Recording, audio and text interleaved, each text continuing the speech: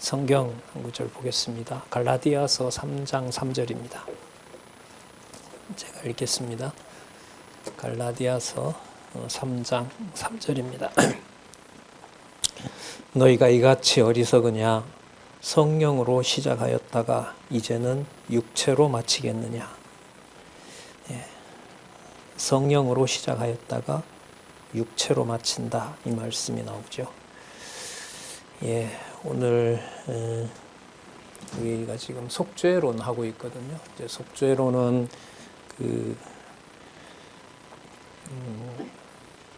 앞부분에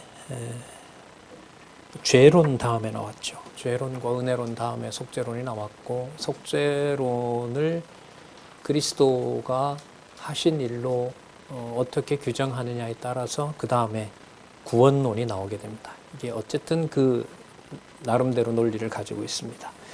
오늘 속죄론을 전체적으로 다 정리를 할까 하는데, 교환도 어제 다 올려드렸고요.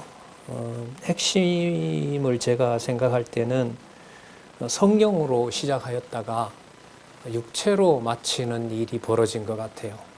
그 종교개혁사에서 칼빈 이후에 신학들이 이제 정립이 되는데, 그 신학을 이론을 정립할 때 지금 우리가 그렇게 중요하게 여기는 이 성경의 논리를 몰랐던 거죠. 결과적으로 그 성경에 기록한 그 순서대로 담겨 있는 그 의미를 모르고 중세의 그 아리스토텔레스라고 하는 예수님 오시기 한 300년 전 사람이죠. 350년에서 한 400년, 350년경의 사람인데, 그 철학자가 보통 이제 대학의 교수들의 모델이라고 얘기합니다. 교수의 모델이란 말은 뭐냐면 새로운 어떤 종파를 만들거나 새로운 이론을 만드는 사람들이 아니라 있던 지식들을 이렇게 잘 정리하는 사람들이죠. 그런 의미에서 아리스토텔레스는 그 수백 년간 잡다하게 흩어져 있던 지식들을 순서대로 다 논리적으로 목록을 만든 거죠. 그 증거가 여러분 뭐냐 하면은요, 그 우리나라에도 국립중앙도서관이 있고, 또 요즘은 참 많이 인기가 없어졌죠. 지금은 다 스마트폰에 자료들이 들어와 있기 때문에. 외국의 유명한 대학들의 도서관들이 많잖아요. 그 대학 도서관들에 들어가면 분류해 놓은 책의 순서가 다 똑같습니다. 총서, 그리고 대학이 시작에서 왔기 때문에, 중세에서 대학이 출발했기 때문에 총서, 총류, 전체적인 목록이 어떻게 됐는지를 소개하고, 첫 번째 공일이 뭐냐 하면 신학입니다. 공일이. 그리고 그 신학 안에 철학이 들어가 있습니다. 신학을 이제 배제했기 때문에 1번이 뭐가 됐냐 하면 철학 혹은 인문학, 그리고 신학입니다. 그게 모든 세계 대학 도서관들의 도서관 구조입니다. 책 배치 순서입니다. 그걸 누가 했을까요? 아리스토텔레스가 한 거예요. 그러니까 그 아리스토텔레스가 도서를 분류하는 그 방식이 중세의 성경을 배제하고 중세 암흑기 1000년 동안 그게 바로 신학의 순서가 된 거죠. 그럼 성경 신학이 창세기부터 계시록까지 그 순서대로 해야 하나님이 살아계신 언약대로 이루시는 여호와시다, 이게 증명이 되거든요. 그러니까 전 그걸 이제 하나님의 섭리로 보는 거죠. 그래서 요즘 종교개혁 신학이 좀 허점이 많기 때문에 요즘 비판들은 거의 하나로 모아져요. 칼빈의 종교개혁과 칼빈 이후의 신학이 왜 서구에 지금 끝장이 나고 있는 저 모습처럼 왜 그 신학이 설득력이 없어졌느냐? 중세의 연장선이기 때문에 종교개혁은 실패했다. 따라서 종교개혁의 독자적인 특성이라고 하는 것은 너무 부풀렸고 과장되었다. 카톨릭에서 너무 좋아하죠. 자기네들이 집 나가서 뭐 한 거예요? 너무 과도한 욕심을 부려버린 거죠. 왜냐하면 비판하는 사람들이 칼빈의 기독교 강요뿐만 아니라 그 이후에 세우는 그 신학의 체계가 중세 신학자인 아리스토텔레스를 받아들인 아퀴나스라고 들어보셨죠. 몇 번 소개했고, 카톨릭 신학의 거의 뭐 아버지잖아요. 그 아퀴나스가 그대로 이 목록을 논리적으로 그 수립을 하거든요. 그거에 따라서 그 대학이 만들어졌고 신학 체계가 만들어졌기 때문에 그 연장선에 개혁파 신학이 있어서 결국 중세의 산물이고 중세의 연장선이다. 그러면 무슨 사건이 의미가 없어요? 1517년 종교개혁 프로테스탄티즘이라는 게 의미가 없어져요. 거기까지 몰려 있는 겁니다. 그리고 유럽은 기독교나 그 가톨릭이나 전부 문 닫고 있는 상황이고요. 뭐 신학 지난번 보고 보니까 그 독일 남부는 그래도 가톨릭 중심이었거든요. 거기는. 근데 교회 운영이 안 되니까 교황청이 허락하건 말건 간에 직원을 400명 정리해고를 해버리는 일들이 작년에 벌어졌거든요. 자, 유럽 교회가 그렇게 끝나가는 거죠. 거기에다가 이제 신학도 중세의 연장선이다. 칼빈의 독자적인 게 결국은 뭐냐? 은혜는 어거스틴이 말을 했고, 그 다음에 창세전 예정론도 중세의 신학자들이 얘기를 했다. 성경은 권위를 약화시키지 않았다. 교황이 해석한다고만 했지. 전부 다 덮어버리는 거죠. 종교개혁 역사가 별 의미가 없어요. 이제는 그 지경입니다. 자, 지금 이 상황에 성경을 순서 그대로 두는 것이 성경 권위의 바탕을 둔 신학을 정립하는 일이다. 여러분들 책 다 선물로 저자로부터 받으셨던 성경신학개론 서론편에 그 내용의 중요함을 생각을 하면서 오늘 시작을 하도록 하겠습니다. 좀 결론부터 먼저 말씀을 드리면, 우리 아까 읽었던 갈라디아서 3장 3절에 성령으로 시작해서 무엇으로 마친다? 율법으로 마친다 그랬잖아요. 그 율법을 인간의 공로나 행위로 보자고요. 그럼 우리가 신앙생활을 할 때 성령께서 하신다라고 하다가 왜 인간의 행위나 율법으로 넘어갈까요? 여러분, 장안중앙교회 첫 번째 사태도요, 하게 한다는 것 때문에 일이 일어난 겁니다. 낙성대에 있었을 때. 저는 그때 지방에 있었는데, 악은 하나님이 다 하게 하지 않는다. 운동장에 축구할 때도 룰이 있어야 된다. 그 룰을 인간이 지켜야 된다. 그런데 그때 이제 박용기 목사의 하게 하신다는 것은, 그거는 성도들의 생활에 규모가 없어지게 만드는 것이다. 그래서 뭐가 나왔죠? 그때 생활신학이 나왔던 거죠. 그러니까 하나님이 다 하게 하신다라는 것이 아니고 우리가 뭘 해야 된다. 구체적인 생활에서는. 그러니까 율법이 들어와야 된다 이거죠. 왜 이런 일에 사람들이 혹하고 넘어갈까요? 하나님께서 여러분 은혜로 우리를 선택하셨고 그리스도께서 당신의 속죄함으로 우리의 모든 죄를 사해 주셨어요. 되게 기쁘죠, 이 소리 들으시면. 그죠? 그럼 이게 전부면 좋잖아요. 그런데 왜 행위를 그래도 해야 됩니다라는 말이 왜 나올까요? 뭘 모르기 때문에. 이게 오늘 소개할 내용들의 전반적인 흐름이에요. 이걸 방어를 못한 거예요, 개혁파 신학이. 행위다, 은혜다, 왔다 갔다 해요. 왔다 갔다 하고 결국은 여러분 사람들에게 보편적으로 듣기 좋은 소리는 몇 명만 구원한다가 좋겠어요? 모두 다 구원한다는 게 좋겠어요? 당연하죠. 그걸 다는 구원받지 못하기 때문에 그 이론을 주장할 수는 없어요. 밀어붙일 수는 없어요. 왜? 믿지 않고 가는 사람들이 워낙 많기 때문에. 자, 그러면 거기에서 하나님이 그 중에 뽑는다라고 말을 하는 게 좋겠어요? 인간이 하기에 달렸다고 말하는 게 좋겠어요? 그렇죠. 그러면 이제 중세로 돌아가게 되는 거죠. 그걸 교회가 해주느냐? 개인이 하느냐? 교회로 해야 된다 이러면 가톨릭이나 칼빈도 얘기했던 대로 교회 안에 들어와야 구원받는다가 되고요. 혼자라도 세례 주고 하나님의 자녀가 될 수 있다. 칭의의 그 은혜를 받을 수 있다라고 해버리면 제세례파라든지 침례교회의 원조들이 제세례파라든지 형제단이 됩니다. 근데 형제단을 개혁교회는 정죄하죠. 집에서 세례를 주거나 성만찬 해버리면 그걸 정죄해버리고 그 이단으로 규정하고 그랬습니다. 그 지난번 가정교회 발표할 때 제가 말씀드렸죠. 저도 좀 충격이었는데 칼빈도 그거 불허했습니다. 지금도 여러분 가정교회에서 교회가 하는 일을 집에서 다 하면 일반적인 교회에서 그냥 둬요? 안 두죠. 아빠가 성찬을 집례했다 그러면 아마 그 이단으로 바로 그냥 규정해버립니다. 당에서. 자, 그럼 다시 돌아와서요. 하나님께서 은혜로 우리를 구원하셨고 그리스도의 속죄로 우리가 다 구원을 받았다고 했다가 왜 사람이 해야 된다라는 것으로 넘어갈 수밖에 없느냐? 이건 여러분 제가 볼 때 다른 대안이 없어요. 이걸 이론으로만 설명을 하고 성경 몇 구절을 찾아서 제시한다고 해서 되는 게 아니에요. 왜냐하면 그 반대되는 구절들이 또 있거든요. 로마서와 여러분 야고보서 오늘이네요. 10월 마지막 날 내일이네요. 루터가 95개조 반박문을 비텐베르크 대학에다가 정문에다가 대자보를 걸면서 교황에 대해서 이의를 제기했던 게 여러분 내일이거든요. 1517년 504주년 되는 해잖아요. 505주년 되는 해죠. 예.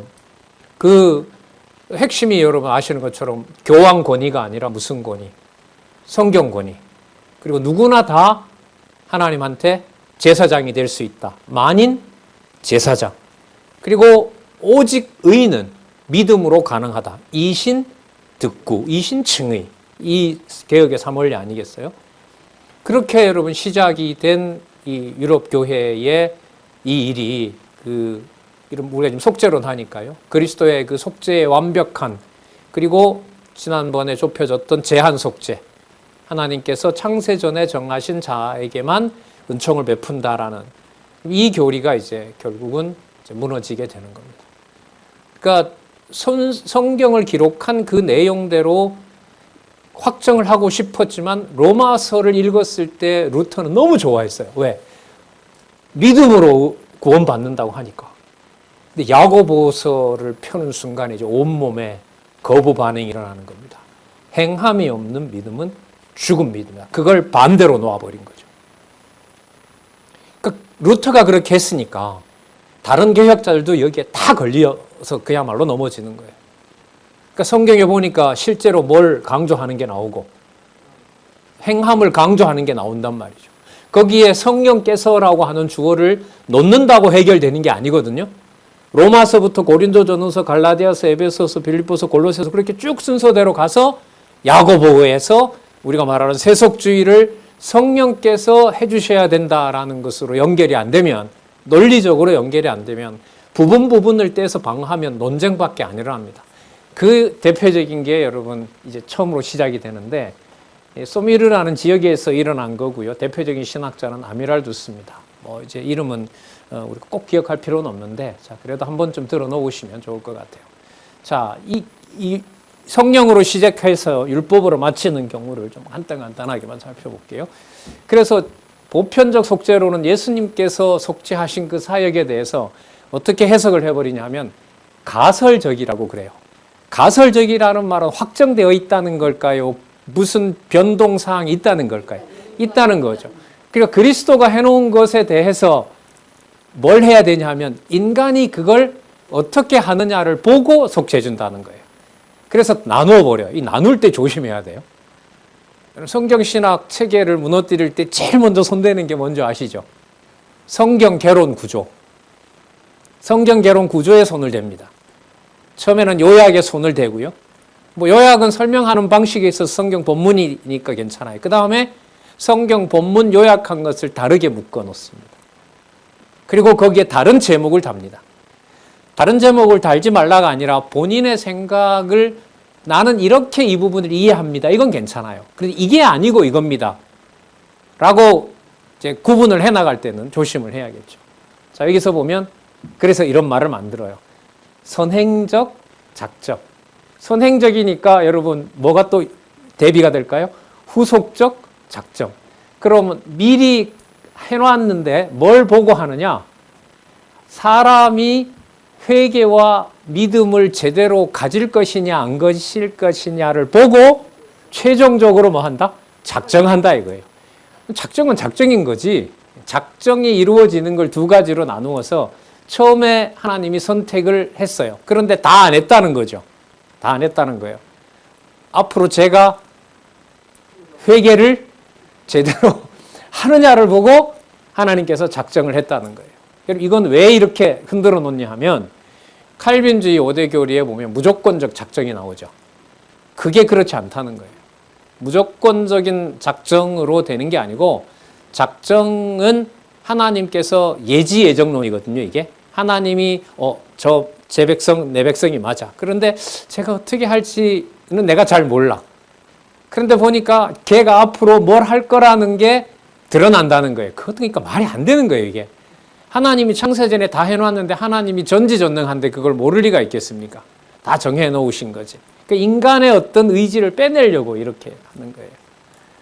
자, 그래서 이렇게 평가해요. 소미르 학파의 속죄로는 알미니스주의와 인간의 행위에 의해서 구원받는다고 했는데 창세전 작정도 말은 하니까 칼빈주의가 혼합이 된 겁니다. 은혜와 율법을 혼합시키는 주체가 누가 될까요? 성령께서 하신다고 할까요? 우리가 해야 된다고 할까요? 구분하면 선택은 반드시 목적은 내가 하려고 구분하는 겁니다. 내가 하려고. 그러면 말을 할 때는 우리는 알미니스주의도 아니고 우리는 칼빈주의도 아니다라고 얘기를 해요. 그럼 넌 뭔데? 우리는 두 가지를 다 좋아하려고 한다. 여기서 여러분 하나님이 좋아하게 하신다 이 말 못합니다. 하나님이 좋아한다. 우리는 여러분 그런 의미에서 저는 중립적입니다라는 말을 저는 잘 안 믿어요. 성경 신학에서는 그 말이 해당이 안 돼요. 왜 안 되냐 하면 중립적이다라는 말이 아니라 하나님이 뜻대로 하실 겁니다가 답인 거죠. 맞죠? 근데 중립적이다 이 말을 할 때는 나는 중립을 지킬 겁니다. 이 뉘앙스가 훨씬 강합니다. 하나님이 살아계신 것을 보여주실 겁니다가 정답이고요. 하나님이 하신다. 하나님의 뜻대로 되겠죠. 이게 공감을 할 수 있는 말이고요. 저는 중립입니다라는 말은 두 극단 사이의 선택을 누가 합니다? 내가 합니다. 이 말이에요. 이거는 거의 100% 그렇게 가요. 거의 99%가 다 그렇게 가죠. 그런데 중요한 거는 하나님이 다 그렇게 하신다고 했는데 근거는 근거? 로마서를 들이대요. 로마서 해봐. 하나님이 다 하시잖아. 야고보서는 뭔데? 답을 못하는 거죠. 답을 못해요. 중립적인 입장. 그러면 어느 쪽으로 갈 확률이 거의 굳어져 버리냐면 은혜로 시작했다가 무엇으로? 인간의 행위, 율법으로 갈 수밖에 없어요. 그럼 사람이 대화를 하더라도요. 끝에 가서 서로 어떻게 화해하죠? 우리 앞으로 뭐 해보자? 잘해보자. 사람 조가 나올 수밖에 없어요. 뭐가 받침이 안 되면 성경의 논리적 구조가 받침이 안 되면 성경의 논리적 구조가 받침이 되면 믿음에 의한 칭의와 믿음의 행위, 성령께서 주시는 믿음의 행위를 강조할 수밖에 없죠. 그래서 너무 중요한 거예요. 성경 신학의 그 논리적 구조라고 하는 것이. 자, 볼게요. 현재 장로교를 포함해 개신교에 만연한 속죄론이 바로 아미랄두스의 소미르에 있던 사람들의 학파의 이론임을 알 수 있습니다. 필요에 따라 인간의 자유의지와 하나님의 은혜를 적절하게 강조합니다. 자, 구원받았다고 할 때는 무엇으로 됐다 하고 은혜로 됐다고 하고 신앙생활에 하나님에게 주시는 상급이나 구원의 보장은 내가 드린 공로를 하나님이 인정해주고 교회 생활을 통해서 확증해주는 연보나 희생, 봉사라든지 그걸로 가는 것이 여러분 이게 몇 년도인가 한번 보세요. 이게 1664년이니까요. 그죠? 엄청 오래된 거죠. 400년, 400년 전에 벌써 이게 다 굳어졌습니다. 자, 여러분, 이렇게 결론이 났을 때 가는 방향은 정해집니다. 예수 그리스도가 하신 사역을 하나님의 절대적인 은총의 사역이라고 강조하기가 쉬울까요? 어려울까요? 어렵죠. 그래서 이제 어제 올려드린 우리 유인물로 가도록 하겠습니다. 자,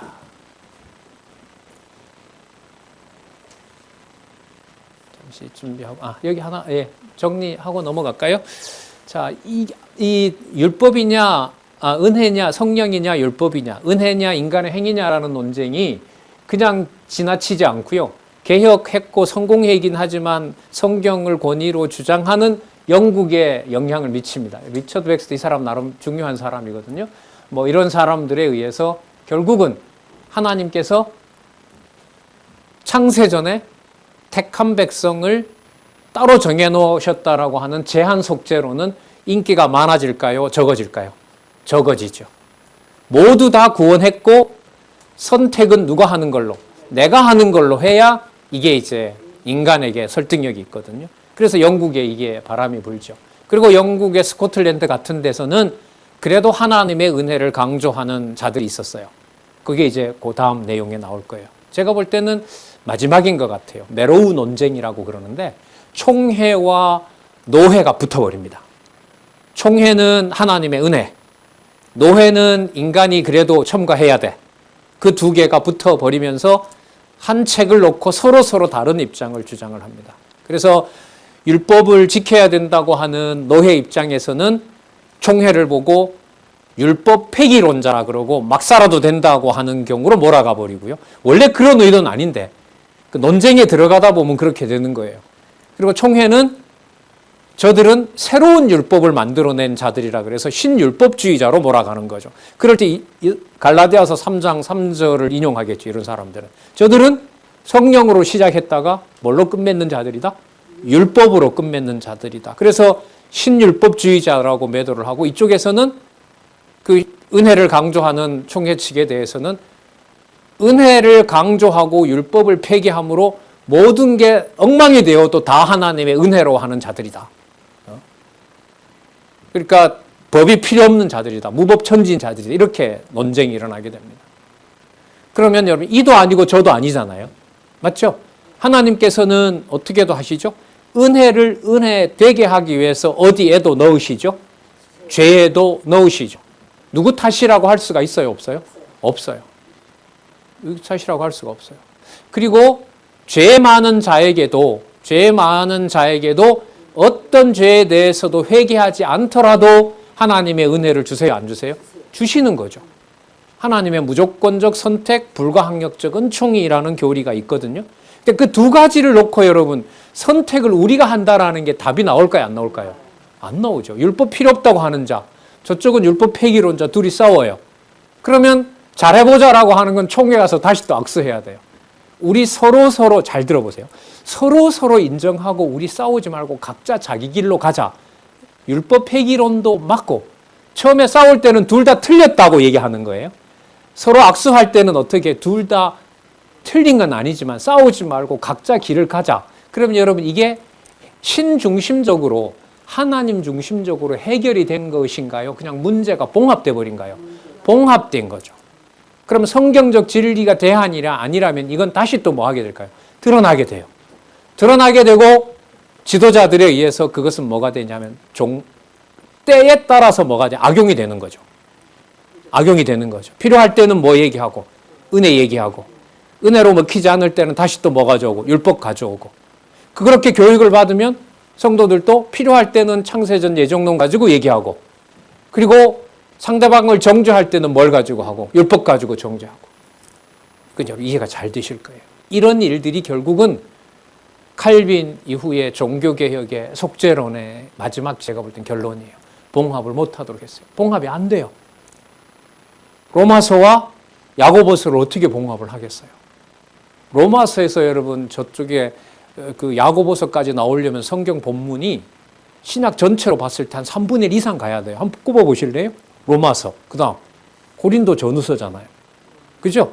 갈라디아서에서 은혜 한번 다시 강조해요. 그 다음에 은혜가 어디로 올라가요? 하늘로 가요. 창세전, 에베소서 나오죠. 그 다음에 빌립보서, 골로새서 나오죠. 그 다음에 체제로 들어가요. 데살로니가 전후서에서 어떤 분들이 교회를 사랑하게 하는지 골라내요. 그분들이 체제를 이루어요. 디모데 전서, 후서. 그죠? 그리고 혼자 떨어져 있어서 섬에서 투쟁하도록 해요. 디도서죠? 그리고 협력자들끼리 뭐 하도록 해요? 화평하게 해요. 사도도 자기 마음대로 함부로 명령 못하게 해요. 화평케 하는 복음의 위력. 빌레몬서잖아요? 그 다음에 뭐가 나오죠? 이 모든 것을 주관하는 분이 누구예요? 그리스도세요. 믿음의 주 온전케 하시는 주만 바라보자. 이게 히브리서 아니에요. 그 다음에 뭐가 나와요? 야고보서가 나와요. 이걸 딱 거두절미하고 로마서와 야고보서를 같이 비교를 해버린다. 답을 낼 수가 없는 거예요. 그럼 여러분 성경의 논리적 구조와 그 순서대로 가는 게 얼마나 중요한지 아시겠죠? 그러니까 로마서이므로 야고보서다라는 답을 내리려면 중간을 전부 끊으면 돼요. 모두 다 그 본문들을 다 연결해야 돼요. 이걸 하나님이 허락을 어디에 했다고요? 예. 한국에서 일어나는 일입니다. 1979년부터 시작된 사도들도 처음에 글부터 안 썼잖아요. 성령께서 임하셔서 강론부터 하고, 그리고 예수님 승천하시고 한 25년 후부터 쓰여집니다. 25년 혹은 30년 후에. 그러니까 30년 동안 뭐 했을까요? 다들 죽고 예루살렘 성전 그 사이에 망하고, 그 다음에 그때 이제 막 교회가 대환란을 당할 때 옥에 갇히고 전도 다닐 수가 없고, 그럴 때 앉아서 글을 써서 보내는 것이 대부분의 신약의 서신서입니다. 신약 성경 전체라고 해도 되죠. 서신서는 형식인 거고요. 글들은 다 그런 방식으로 쓰여지고, 요한계시록 같은 경우에는 반모섬의 유배당에서 쓰도록 한 거고요. 이건 이 사람들 비난할 수가 없어요. 그냥 아까 우리 오 장로님 기도하신 대로 그냥 아까 집사님도 얘기하시고요. 오늘 강론하신 하나님께 그냥 은혜로 감사하다. 이거밖에는 뭐 추구하거나 뺄 게 없는 상황인 거예요. 그래서 이 교회사를 살펴보고 교리사를 제가 좀 살펴보는 겁니다. 예. 자, 한번 볼게요. 이러한 논쟁은 성경에서 확증하지 못하면 해결될 수 없다는 것을 유럽의 장로교 역사가 잘 보여준다. 성경을 통해 그리스도 속죄 사역이 창세전부터 종말까지 전적으로 하나님의 은혜임을 확증하지 못한다면 이 논쟁은 결국 인간에게 유익한 게 뭐냐라고 가요. 그러면 누구 중심의 구원론이 될까요?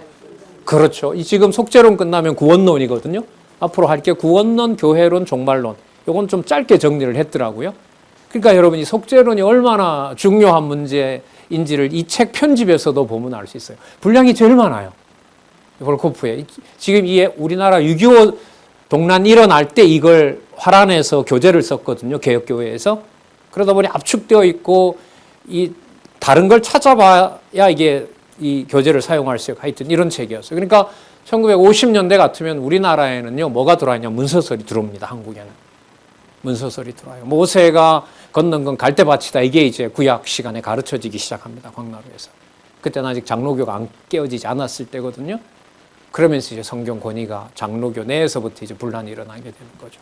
자, 결국 인간에게 유익한 이론이 무엇인지 결정하는 방향으로 나가게 된다. 그러면 성경 권위도 하나님의 절대 주권도 결국 별무소용이 되어버리는 겁니다. 자, 이후의 내용들은 어떻게 진행되는지 한번 살펴보도록 하겠습니다. 자, 종교개혁 이후의 근현대. 종교개혁은 아까 그러니까 속죄론으로 보면 뭘로 끝났어요? 누구에게 구원에 필요하냐 쪽으로 갔다? 누가 생각하기에? 우리가 생각하기에 우리에게 구원에게 유리한 방향으로 가는 쪽으로 결국은 속죄론이 굳어집니다. 그러면 성경 권위나 하나님의 어떤 주권 이거보다가는 누가 해야 된다는 쪽으로 갈까요? 그럼 예수도 객관적인 속죄를 완벽하게 이루신 분이 아니라 누구의 스승으로 만들기가 쉬울까요? 인간의 스승으로 갈 확률이 많아요. 그래서 이후에 예수님을 다 부정하지는 않고 성경을 다 부정하지는 않지만 전반적인 분위기는 여러분 어디로 가냐 하면 도덕적 모범설로 갑니다. 그리스도가 했기 때문에 우리도 누구처럼? 그리스도처럼 따라가는 걸로. 여러분 이런 얘기 많이 들으셨죠? 그리스도가 가신 길을 우리가 가는 것이다. 그게 이제 이후에 굳어지는 겁니다. 자, 이거 아까 말씀을 드렸는데요. 여기 보면 메로우 논쟁이 있어요. 메로우가 영어로 무슨 뜻이냐면 센트럴 코어예요. 핵심이에요. 이 문제가 된 책은 뭐냐면 현대신학의 정수라고 하는 책을 1646년이니까 여러분 조금 전에 봤던 소미르 학파랑 다 똑같은 시대예요. 그러니까 여러분 시대를 기억하려고 보면 17세기 중반에 모든 유럽의 신학이 결정됐다고 보면 돼요. 어느 쪽으로 가도록? 인본주의로 가도록. 17세기 중반이면 여러분 종교개혁이 16세기 초반이잖아요. 100년 지나면서 성경의 뒷받침을 하는 성경적인 신학을 수립하지 못하게 됐다고 보시면 돼요. 어떻게 보면 제가 볼 땐 이거 거의 마지막이에요. 여러분 이 책은 저도 가지고 있는데 다는 못 읽어봤어요. 그냥 소개만 된 걸로 봤는데 신학의 정수라는 책은 뭐냐 하면 일단 웨스트민스터 신앙 고백서를 따라요. 웨스트민스터 신앙 고백서는 어떻게 시작하냐면 은혜로 시작했다가 그것도 율법으로 마친다고 보면 돼요. 제가 볼 때는. 우리가 지난번 신문에 기고하면서 여러분들과 나누어 한번 살펴본 거였는데 웨스트민스터 신앙 고백서는 시작할 때 하나님의 은혜로 합니다. 그리고 마지막에 복음의 의를 진리의 말씀으로 이루어야 된다. 이렇게 끝나요. 신앙 고백서에. 그러니까 뭐가 들어올 게 열려 있어요? 인간의 행위가. 그걸 신율법주의라고 하면 화를 내죠. 하지만 제가 볼 땐 그건 신율법주의예요. 이걸 또 볼코프가 또 비판하기는 해요. 이 사람은 어쨌든 개혁파 신학을 주장하는 사람이기 때문에. 그러니까 이 책의 내용에는 뭐도 강조하냐면 하나님의 은혜도 강조해요. 하나님의 은혜도 강조하는데 끝에 그 은혜의 관리는 결국 인간의 행위가 필요하다라고 얘기를 합니다. 웨스트민스터 신앙 고백서에 그렇게 나와 있어요. 아까 말씀드린 대로 로마서에서 야고보서까지 쭉 이어지는 이 과정을 설명 못하면 이건 헤어나올 수가 없어요. 자, 그래서 아까 이 상황은 미리 얘기를 했습니다. 어떤 한 목사를 노회에서 정죄했어요. 왜 정죄했냐면 너 목회를 할 때 율법을 얘기할 거냐 안 할 거냐 이렇게 얘기해요. 근데 이 목사가 율법 얘기 안 합니다. 율법은 다 그리스도가 완성했습니다. 얘기를 한 거예요. 율법을 완성했습니다 했어요. 그래서 노회에서 목사직을 허락하지 않습니다. 제명해버려요. 그러니까 총회에다가 상소를 한 거예요. 총회는 뭘 주장하고 있었냐면 하나님의 은혜였거든요. 그러니까 그 총회가 노회에 12명 노회가 제명을 해버렸어요. 그러니까 12명 다시 다 복권시키라고 했어요. 그런데 이 노회도 규모가 크고 그러기 때문에 어느 정도 인원이 되기 때문에 총회의 그 권면을 받아들이지 않습니다. 왜냐하면 자기네들이 봤을 때는 율법을 그리스도가 세워놓은 게 있거든요. 그러니까 율법을 완전케 하러 왔다라는 것을 우리가 지키도록 완벽하게 만들어 놓은 걸로 이해를 한 거예요. 되게 단순한 것 같은데도 굉장히 심각한 결과를 초래한 거죠. 여러분, 우리 하나님 하게 하신다는 거 문제 있다고 우리 내에서도 비난이 일어났잖아요. 비판이. 맞죠? 똑같아요. 여러분, 그거 사람이 할까요? 하나님이 할까요? 이 역사를 하나님이 주관하셨죠. 그렇게 정리하시면 돼요. 그러니까 역사를 좀 볼 필요가 있어요. 간단히 우리 내에서 일어난 문제 같은데 그게 교리 문제로 들어가면 역사적으로 일어났던 문제들이 많아요. 역사적으로 일어났다는 말은 누가 주관해 오셨다는 걸 확인하기, 그렇죠. 하나님이 주관하시는 거예요. 성경 권위가 얼마나 중요한 일인가를. 자, 그리고 둘이 이제 논쟁이 벌어집니다. 서로 센트럴 코어가 뭐냐, 정수가 뭐냐, 율법 폐기론이다. 오직 은혜만 주장해야 된다. 그러니까 오직 은혜만을 주장하는 사람들을, 반대파들을 뭐라 그러고, 율법 폐기론자들이고 제세례파처럼 막 살아도 된다. 요즘 말하면 구원파예요. 구원파는 그 다음에 무슨 통제 장치가 없어요. 그냥 다 해방받은 거죠. 그 다음에 총회 측에서는 진리의 복음은 우리의 어떤 그 행위가 좀 필요하다라고 말은 하지 않았는데, 그걸 억지로 주장하지 않았는데 그런 뉘앙스가 있어요. 뉘앙스가 있단 말이에요. 그러니까 그 사람들을 어디로 매도를 해버려요? 총회에서는 율법주의자로, 신율법주의자로. 아까 미리 정리를 했었죠. 신율법주의자가 되느냐, 내가 내 행위의 주관자가 되느냐, 아니면 하나님께서 내 모든 의를 그리스도에게 적용시켜 주느냐. 이 사역은 누구의 사역이죠? 성령께서 적용하시는 사역이에요. 성령께서 하시는 거예요. 그 믿음으로 의롭다함을 받아도 믿음으로 의롭다고 받은 그 복음을 관리해 주는 분이 누구죠? 성령께서 하세요. 무엇으로? 진리의 말씀으로. 그러니까 그 말씀 순서대로 안 가면 안 되는 거죠. 그리고 그 말씀을 아무리 들었더라도 그 말씀을 고린도 교회처럼 머릿속에만 담아놓게 해버리면 무슨 주의자가 돼버려요? 법 폐기론자가 돼요. 그럼 뭐가 돼요? 율법 폐기론자로 가는 거예요. 그런 의미는 아니지만 법이 필요 없고 자기가 다 하고 싶은 대로 하고 방종을 저질러도 그걸 무엇으로? 복음의 은혜로, 자유로 삼게 돼요. 그러니까 여러분, 이 일이 누구 사역인 거죠? 하나님의 사역이에요. 그걸 돌아오지 못한 거예요. 제가 볼 때는 거의 마지막 논쟁이에요. 현대신학 정수를 두고 서로 자기네들 주장이 정수라고 싸워버린 일. 이게 여러분 스코틀랜드 장로교 총회와 노회가 붙어버린 일입니다. 그리고 해결은 아까 말씀드린 것처럼 인본주의로 갈까요? 신본주의로 갈까요? 인본주의로 갑니다. 그게 유럽의 칼빈주의 역사라고 보시면 돼요. 자, 넘겨볼까요? 이 설명은 조금 전에 제가 다 드렸습니다. 자, 이게 한번 볼게요. 이걸 제가 보면서 소회이기도 하고 지금 우리 내에서 일어난 일이기도 하기 때문에 좀 적어봤습니다. 총회라는 법적 기관이 어떤 책을 금소화하고 제재를 가한다는 것은 온당치 않다. 그러니까 저 책을 총회에서 금소로 지정을 해버렸어요. 왜 금소로 했냐면 저걸 가지고 자꾸 지켜야 된다라고 하고 율법을 지켜야 된다고 강조하니까 그러니까 총회 결의로 읽지 마, 저 책 이렇게 해버린 거죠. 자, 그래서 유일한 권위는 성경 권위이며 그렇다고 해서 인간이 성경 권위를 세우겠다는 발상은 성경 권위에 대한 도전이 된다. 우리가 성경적이다라는 걸 확인하지만 당신은 따라서 성경적인 것을 믿어야만 합니다. 이렇게 말하지 않죠. 고지와 안내해주는 의무, 들을 자에게. 이게 그래서 중요한 거죠. 자, 법적인 수단을 동원할 것이 아니라 건전한 총회라면 과연 성경적인 것이 무엇인지 모든 교인들과 교사들이 참석하도록 하여 자유롭게 발언하고 열려있죠. 우리 포럼. 주장하고 토론하도록 기회를 만들어주는 것이 현명할 것이다. 성경이 아닌 어떤 특정 입장을 두둔한다는 것은 어떤 이해 타산이나 사적 요구가 개입한 것으로 보인다. 그 총회가 무너지면 큰일 나잖아요. 그러니까 일반적으로 사수해야죠. 자, 그리고 토론 후 투표로 다수로 성경이 이러하다고 표결하는 것이 아니라 문제와 문제에 대한 상반되는 입장을 확인한 후 각자 깨닫게 된 바에 따라 만장일치로 갈 수도 있죠. 그죠? 또 뭐 할 수 있어요? 양분될 수도 있죠. 또 어떻게 돼요? 사분오열 될 수 있죠. 이 모든 것을 누가 하신다? 성령께서 하신다. 이 주장을 결론으로 낼 수가 없었습니다. 자, 그래서 이단, 대책위원회 이런 것들이 이제 그 장로교 내에서 만들어진 겁니다. 자, 이 문제도 아까 말씀을 드렸어요. 그 전개 과정을 제가 여기 뭐 장로회의 나오죠. 장로회의 총회에서는 그걸 또 아니다라고 하고 이렇게 했습니다. 이 말이 문제가 됐었던 거예요. 목사가 강요받았던 게 이거예요.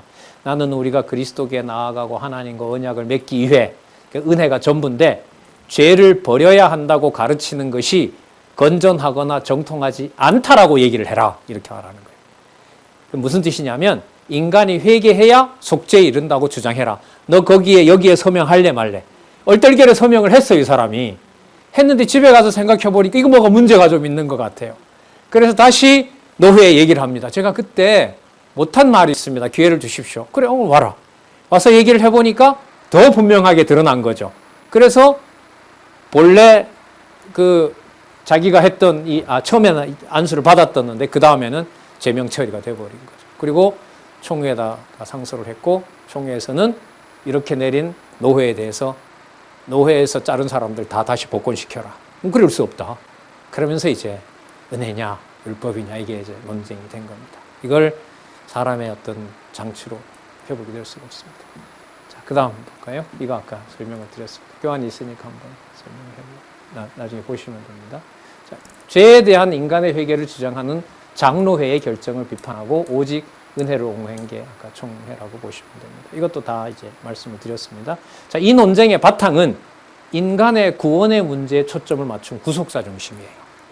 그러니까 하나님이 하신다라는 게 안 나오죠. 여기 보면 복음이 어떻다 저떻다 막 얘기가 나오는데 주어를 누구로 돌려놓지 못해요? 하나님께서. 그냥 하나님은 은혜를 주셨다 정도에서 주어가 한번 나오고 그 다음에 이게 나오지가 않아요.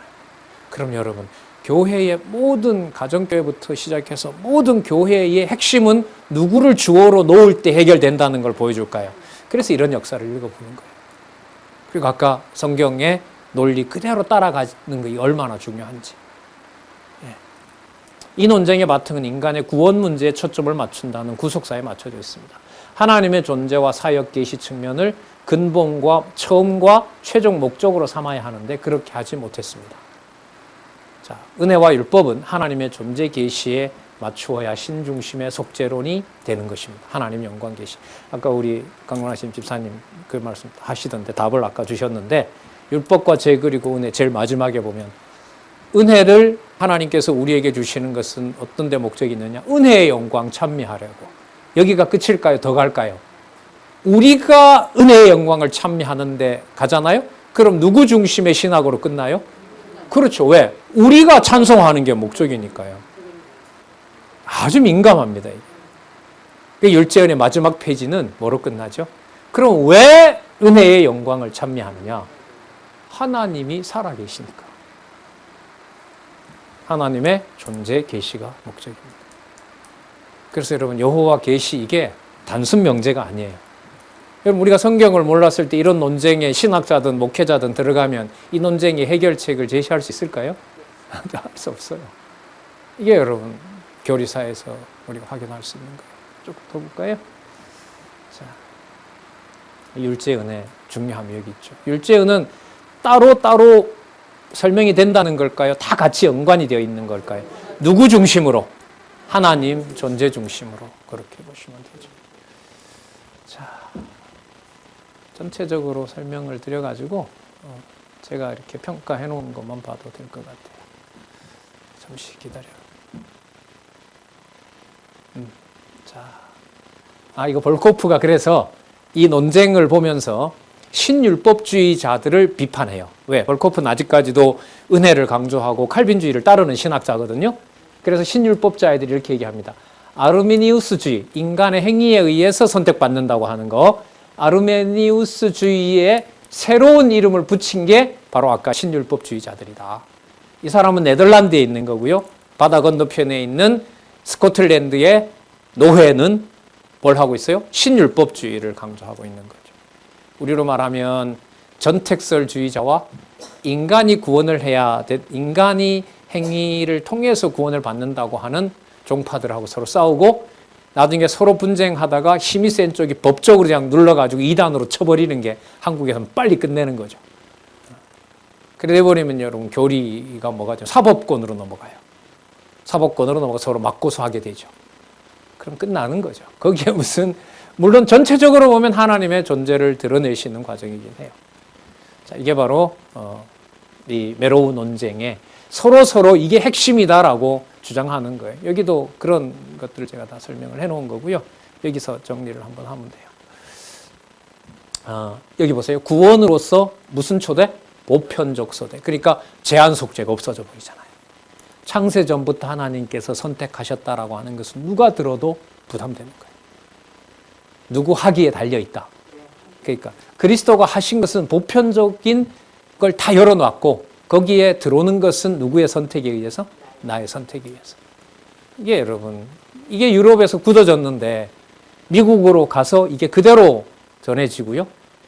은혜로만 강조하지만 그 다음에 바로 이 내용이 나오니까 한국에도 60년대 지나면서 벌써 율법이 강조가 되죠.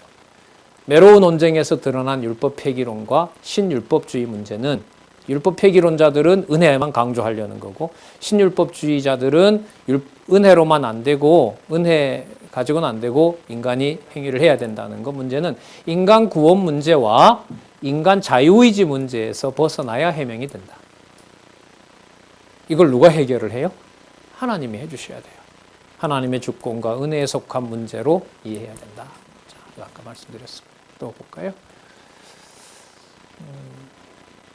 자, 여기 볼까요? 진리의 영 보혜사 성령께서 성화 과정에서 그리스도께서 완성하신 율법을 사용하시면서 그리스도가 여러분 사용하신 율법은 구약의 율법보다 강화됐어요? 아니면 약화됐어요?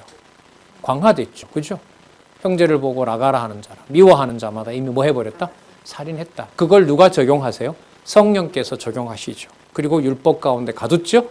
그리고 그리스도의 은혜로 값 없이 은혜로 선택해 주셨다. 그리스도가 그걸 다 해결하셨다. 이게 객관적 사역론이잖아요. 그리스도의 속죄 사역을 인간에게 적용하신다. 그리스도 속죄 사역을 통해 하나님의 주권과 은혜를 선포하신다.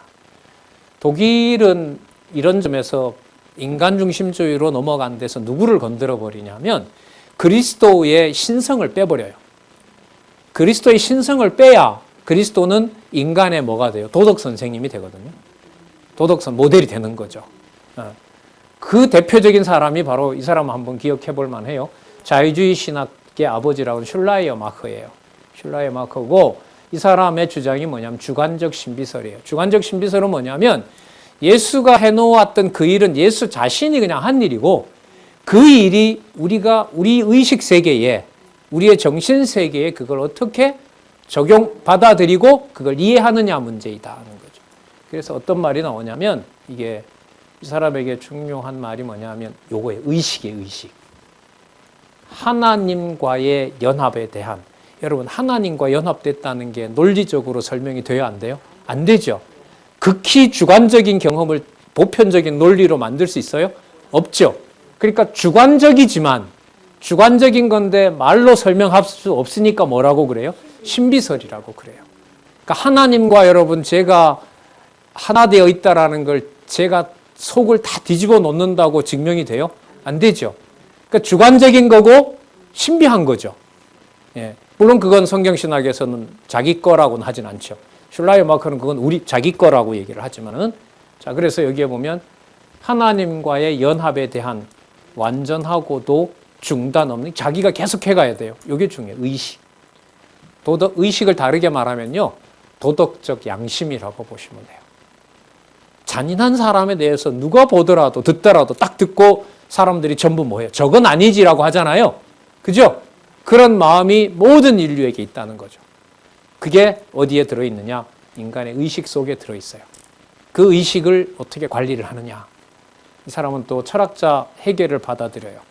나쁜 짓도 하다가 착한 짓으로 다시 돌아오고, 선행을 하다가 다시 또 나쁜 일 하게 되고, 다시 또 반성하게 되고, 돌아오게 되고, 왔다 갔다 상승하면서 의식이 발전해서 예수가 했던 것처럼 나도 뭐예요? 도덕적 선생이 된다는 거예요.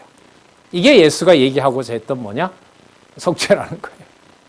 속죄. 그래서 여러분, 이 당시는 이게 벌써 100년 지나잖아요. 아까 거기에 비해서. 18세기이고 여기가 어디예요? 19세기 중엽이잖아요. 우리나라가 이제 일본에게 서구에 개방할 그때라고 생각하시면 돼요. 그때 독일에는 그리스도 사복음서의 논리적 통일성은 끝이 나버리고요. 예수는 신이 아니라 누구다? 인간이라는 게 결론이 이미 났어요.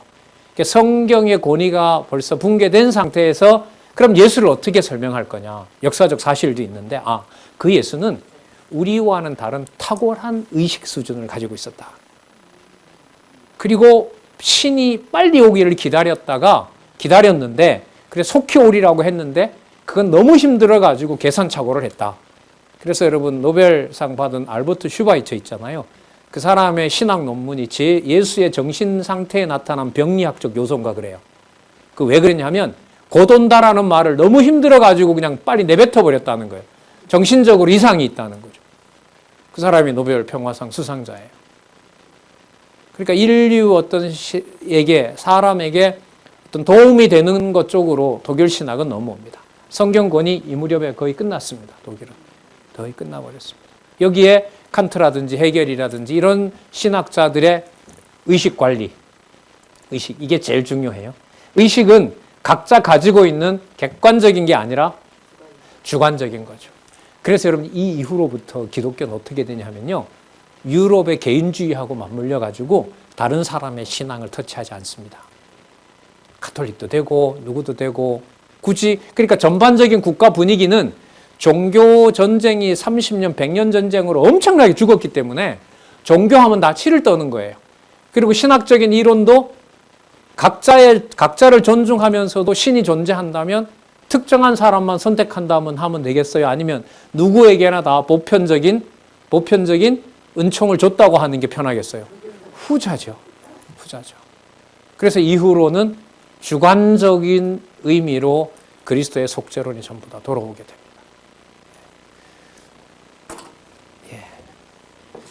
시간상 좀 남기고요. 그럼 남기고 여러분들에게 교환은 빨리 그렇게 올리도록 그렇게 하겠습니다. 성경 더 보고 싶으신 마음이 생기세요? 그 일이 벌어지는 거예요, 저희들한테. 자, 기도하겠습니다. 하나님 아버지, 감사합니다. 인간들의 어떤 노력과 또 신학 문제를 해결하고 싶어도 하나님께서 진리의 말씀으로 주관하지 않으면 어떤 대혼란과 서로가 서로에 대한 정죄와 심판이 일어나는지 잠시 살펴봤습니다. 하나님 아버지, 우리끼리 하나님의 진리를 함께 나누며 우리가 지켜나갈 수가 없습니다. 유럽의 교회가 그렇게 하고 싶었지만 그렇게 할 수 없었습니다.